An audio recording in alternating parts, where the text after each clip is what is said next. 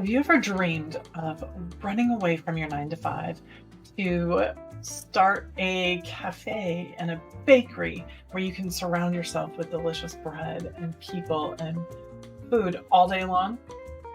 If so, stick around because that's exactly what today's guest did.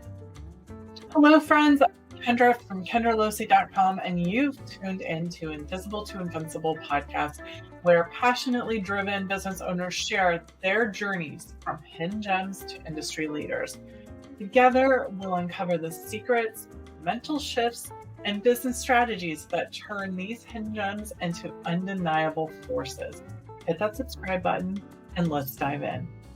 Our guest today is CEO and founder of Baking Boss, Naomi Rose. Naomi is a food business strategist and baking coach who helps people achieve baking success. With a passion for baking and an unwavering commitment to helping others achieve their goals, Naomi has made it her mission to help as many people as possible learn how to bake and build successful baking businesses. Drawing on her extensive experience in the nonprofit sector, where she honed her skills in events, communications, digital marketing, project management, Naomi quickly established herself as a force to be reckoned with in the competitive world of food and hospitality, winning national awards. Today, Naomi aims to inspire and educate aspiring bakers and food entrepreneurs from all walks of life with her latest business, Baking Boss, sharing her wealth of knowledge and expertise through online workshops and podcasts, Baking Boss Kitchen Secrets. Whether you're looking to take your baking skills to the next level or build a thriving food business from scratch, Naomi is the ultimate guide and mentor, ready to help you achieve your dream. Welcome, Naomi. Thanks for being here today. Oh, thank you for having me. I'm so excited to be here.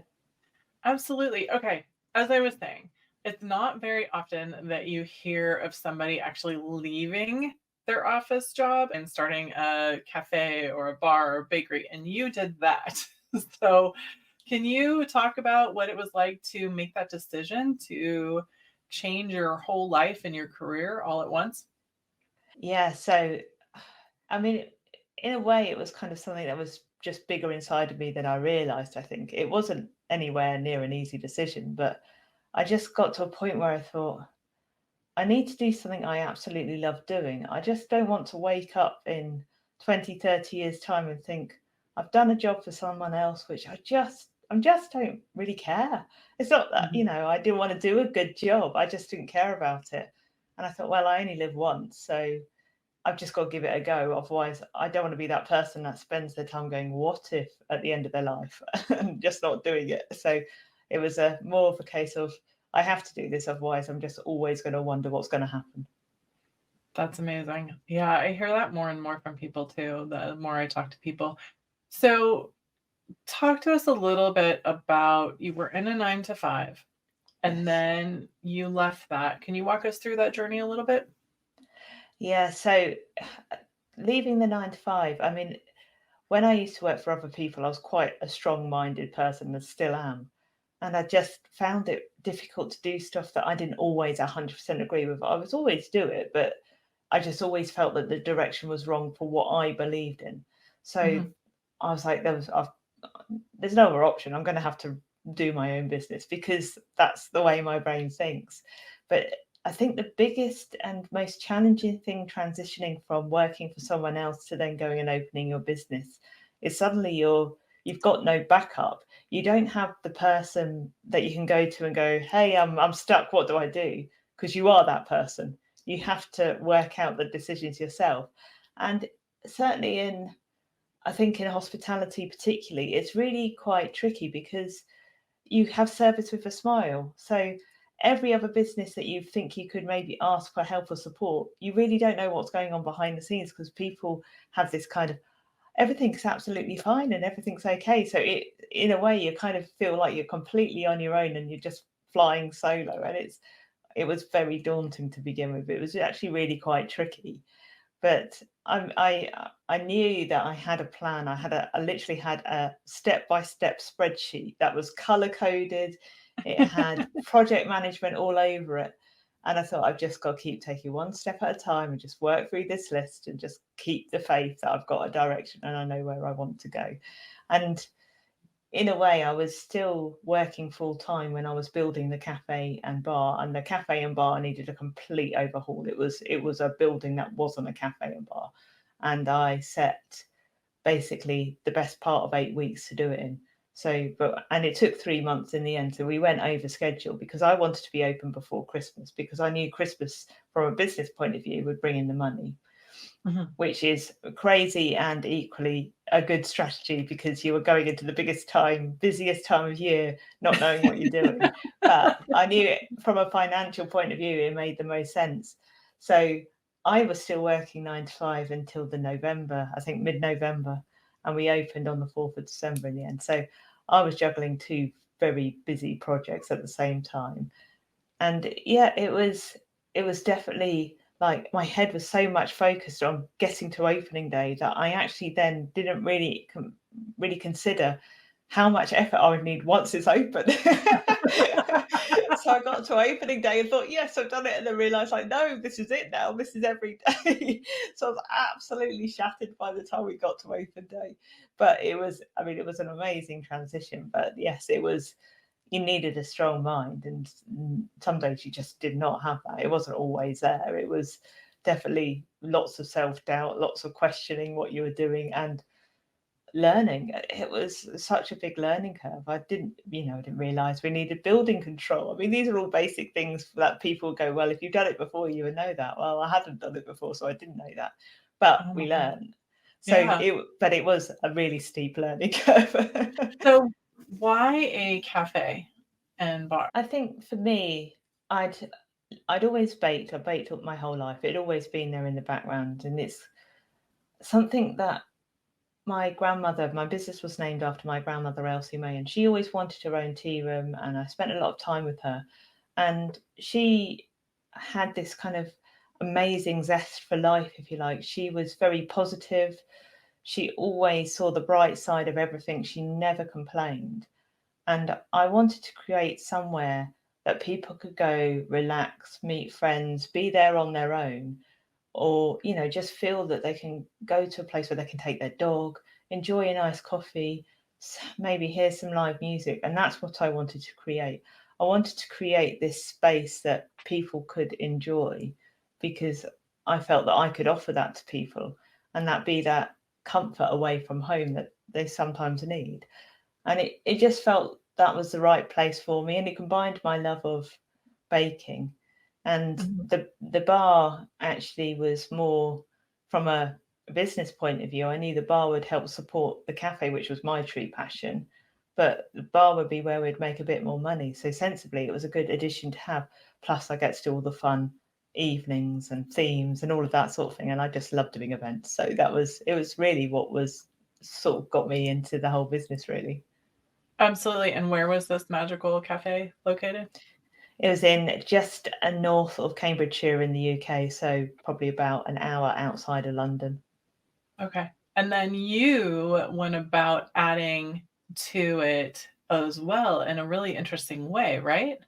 Yeah. So obviously, when we opened, it was the end of 2018. So we had 15 months of basically getting to grips with everything, learning everything before we then went straight into lockdown and the pandemic. So a thing that nobody could have possibly predicted has sort of thrown this spanner in the works. But myself and the team went, well, let's use this as an opportunity that we don't get very often in business, and particularly in hospitality, where we've been able to stop. So let's look at everything we're doing well. Let's get rid of the stuff we're not doing so well and don't want to do anymore. And let's focus on what we do next. And I always loved baking bread. It was something I'd done. Probably the only baking course I did was in bread, believe it or not. So I hadn't trained professionally or anything like that, but I loved working with bread. But I didn't get time with the cafe. There just wasn't enough hours. And we had a tiny kitchen. It was almost like a home kitchen setup. So baking bread was just not going to happen. But we'd had so many problems with our bakery supplier, because I used local, and they had gone through terrible problems with staff. So sometimes we wouldn't get our bread until lunchtime.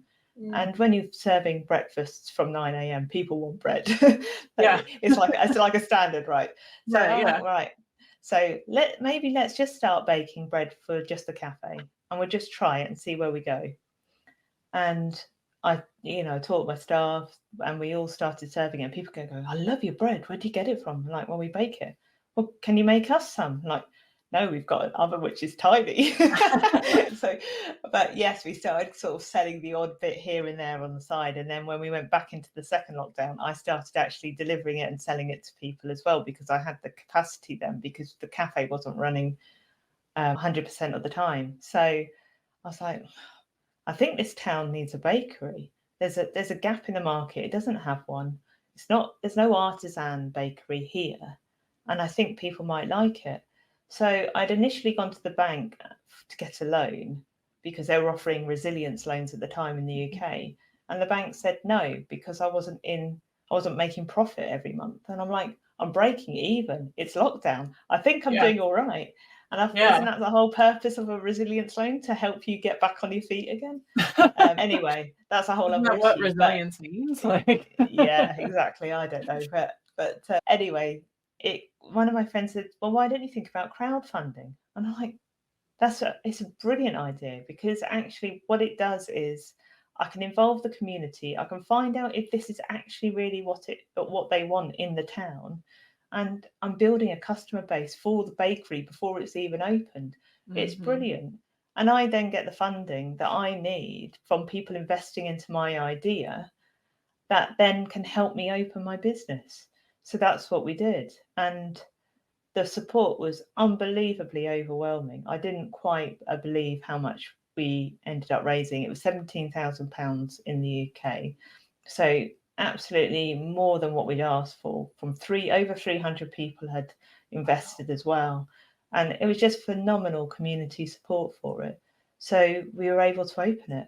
And it was amazing. And we had to, we had to teach ourselves lots of new bakes as well, because sourdough was not my thing. I did not get on with sourdough. We were not friends for a very long time. And I actually think it took us about 3 months before we mastered how to get a sourdough loaf to work properly. It took that long. And that was practicing recording every day. And we literally had a sheet, and it was like a scientific experiment where we just adjusted things slightly every day until we got what we wanted. So we added the bakery, which opened in January 22, and I decided to enter the team into Britain's Best Loaf Awards, partly just to go out and have a bit of a networking day and eat lots of lovely bread and meet lots of bakeries. And this was 3 months after opening, and we went and won the award, which I'm completely blown away by, because it was something that we'd gone in just kind of going, we'll be open-minded, we'll get some feedback, we'll have a nice time.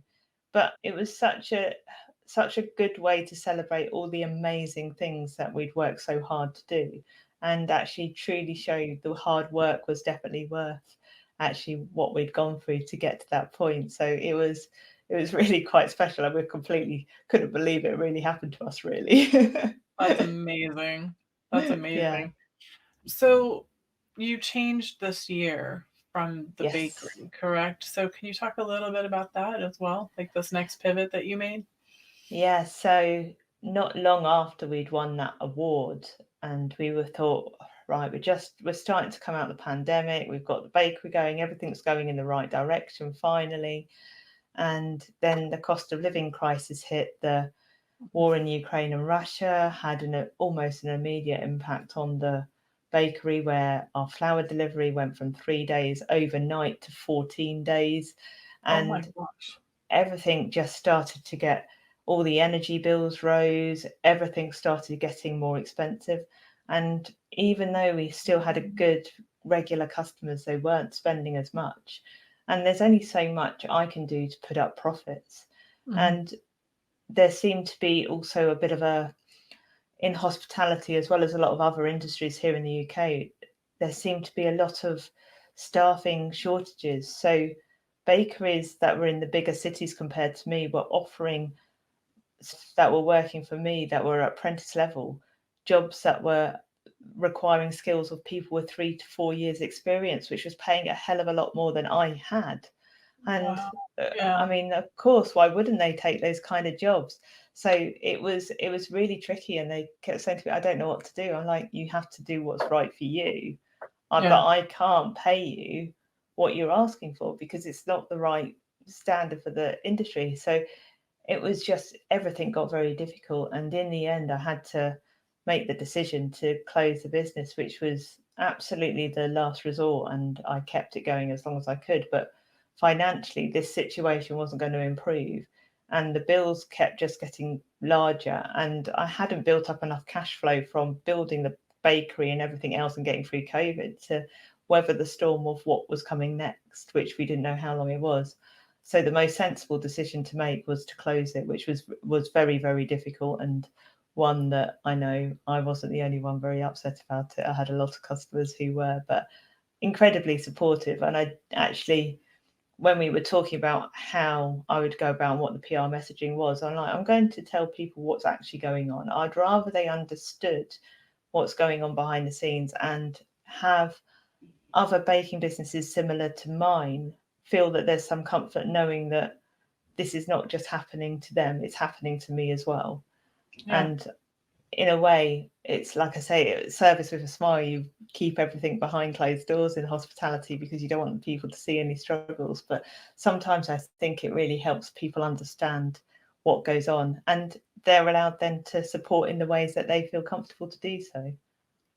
I think there's some really extreme power to what you're saying because there's this precedence in the world that we can't show those struggles, that we can't tell people what's happening. Like you're saying, service with a smile, especially in hospitality and a lot of, Mm, I've seen it in other industries as well. And, my own parents had a business for 26 years and, all it took was two big box brand stores going in not far from them and their business just diminished. And it's mm. it's a very hard decision to make, to close a business or to make a pivot like you've done that's very extreme like that because you put so much passion and energy and focus and time and resources and everything into that business, that I think that being able to tell people why you're making the decisions you're making, like you said, it really, really can help them. Yes, I believe so. And I think Uh, people don't realize it actually costs you money to close a business as mhm. well. So Yeah. actually, you have to accommodate for that. So, Mhm. sometimes talking about all of these things that really go on behind the scenes can help make people better and stronger in the industry because they realizes there is a support out there.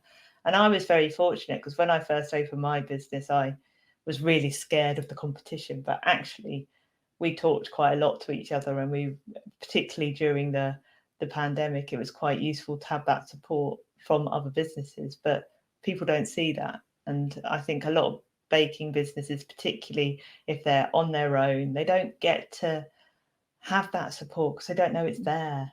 Yeah. And that's what No, that's what I kind of wanted to share was, you're not alone in this. This is where what's happening. There's ups and downs, and we can all be here together to support each other. absolutely. Absolutely. I No, I'm thinking of my cousin who actually bought a cafe the week before. He bought the cafe in February of 2020, and March 13th is when Gosh. everything shut down here in California.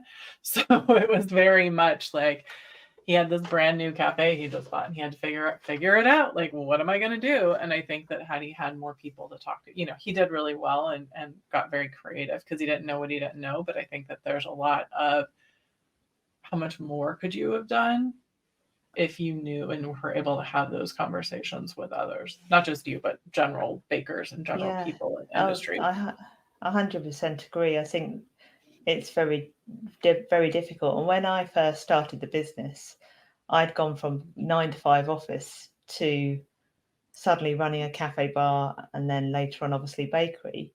And I was flying blind. There was no one I could find that could help support with a small cafe business. There was lots of big food consultants and food brands and restaurants, but it wasn't what I was. So everything I learned was Googled or guest. And I wasted a lot of money.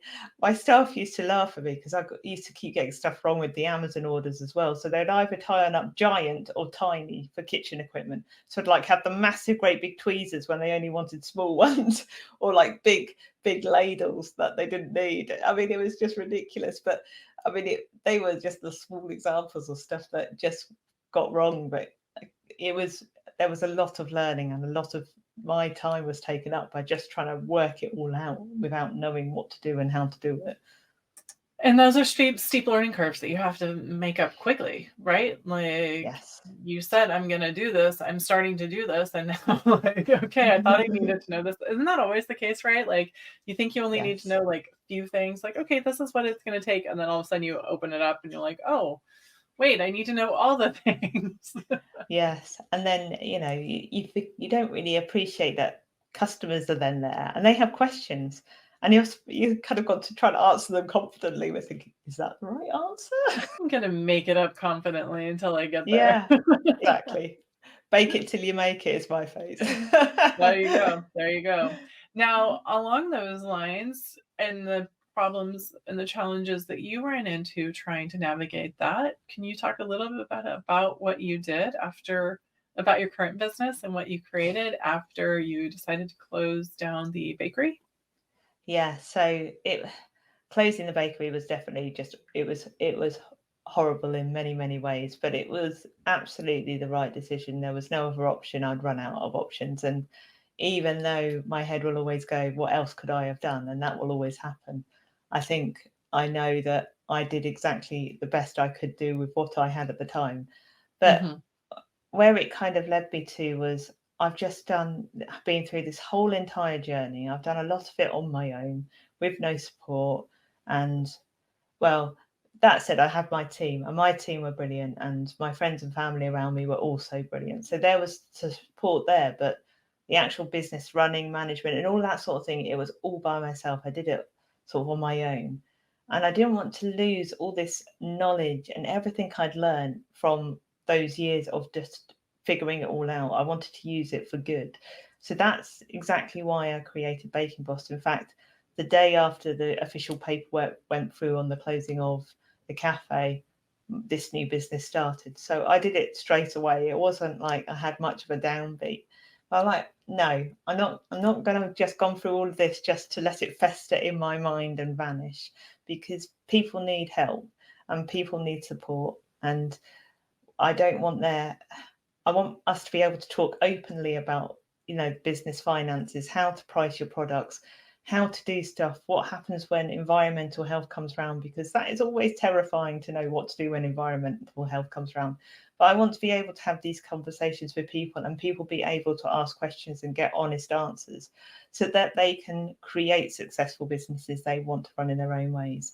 And I thought, well, I'm going to create Baking Boss because it gives me the opportunity to still do what I love, which is bake, because I love baking. So I do a lot of recipe writing, and I share my recipes with my followers because they love baking too, and I get loads of tips from them. They're amazing. I just learn so much from them. As much as I share my recipes, I learn a lot from them. And then I can also talk about the other side of it, which is the business bit, which a lot of people that bake go in because they love baking. So they'll start a business because they love baking, but actually the business side is not their zone of genius, and it's a whole different skill and knowledge there. So I wanted to be able to give. We lost you for a second. Those of you watching, Naomi is in the middle of the UK and there's tremendous storms happening. So we're going to bear with us here for a second. Make sure a lot more baking, but I am. We lost you for whatever you were just saying. Okay. Sorry, do you want to start that again? Yes. Can you repeat that very passionate statement? I was like, no. No problem.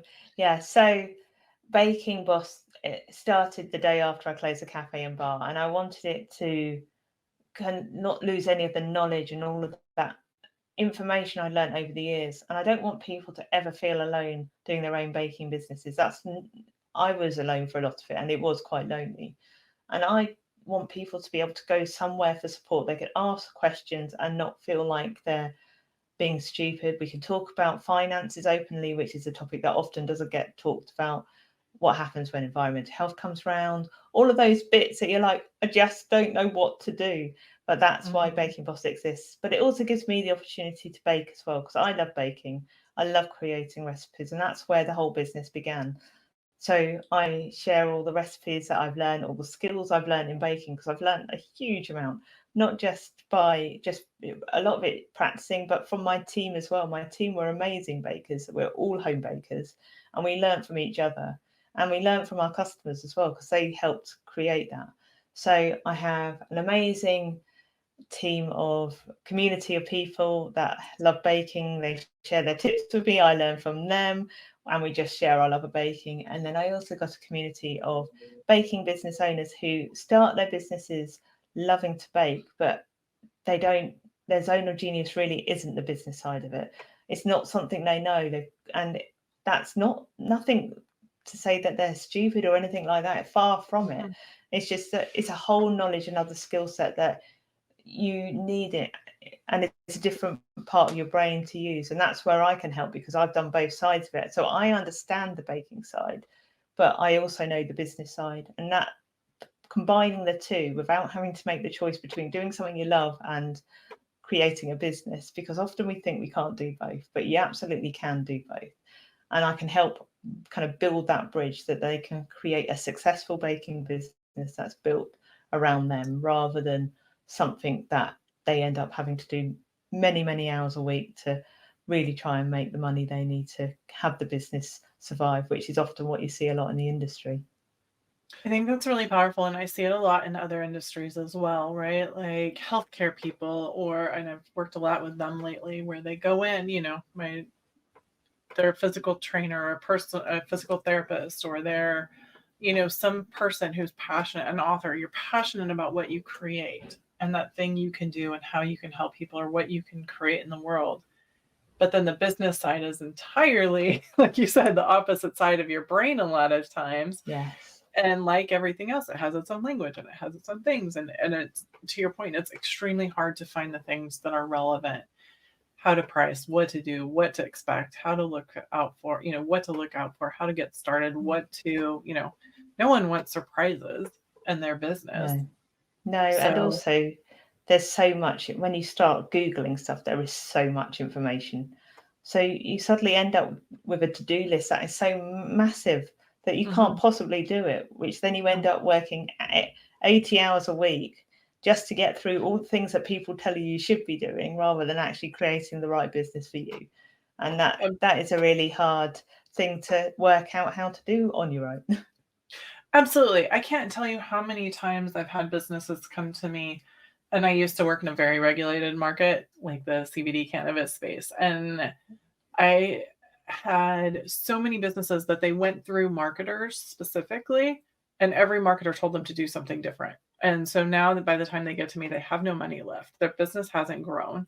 They think they need to do 40 different things on social media and email and all these things, when they really just need to do one well to start out. And they're so burnt out and tired and exhausted and frustrated by the time they even find me that you're like, okay, how can we help? Let's figure this out.